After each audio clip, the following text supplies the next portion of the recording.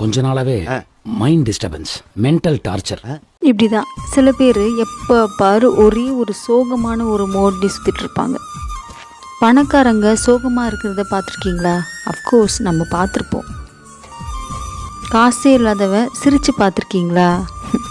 S, அதுவும் பார்த்துருக்கோம். அப்போது வெல்த்துக்கும் ஹாப்பினஸ்க்கும் சம்மந்தம் இருக்கா என்ன? Happiness is a state of mind. ஹாப்பியாக தாண்டா இருப்பேன் அப்படின்னு நீங்கள் மனசுக்குள்ளே நினச்சிட்டிங்க அப்படின்னா அதை நம்புனா எவனாலும் உங்களை தடுக்க முடியாது. ஒரு 10 ரூபாய் நோட்டாக இருந்தாலும் சரி, 100 ரூபாய் நோட்டாக இருந்தாலும் சரி, காந்தி தாத்தா எப்பயாவது சிரிக்காமல் இருந்திருக்காரா? இல்லை அவரோட சிரிப்பு தான் அந்த நோட்டில் மாறி இருக்கா? காசு ரொம்ப முக்கியம்தான், ஆனால் அதோட விலை உங்களோட ஹாப்பினஸ்ஸாக இருக்கக்கூடாது. Now ask your self, are you really happy?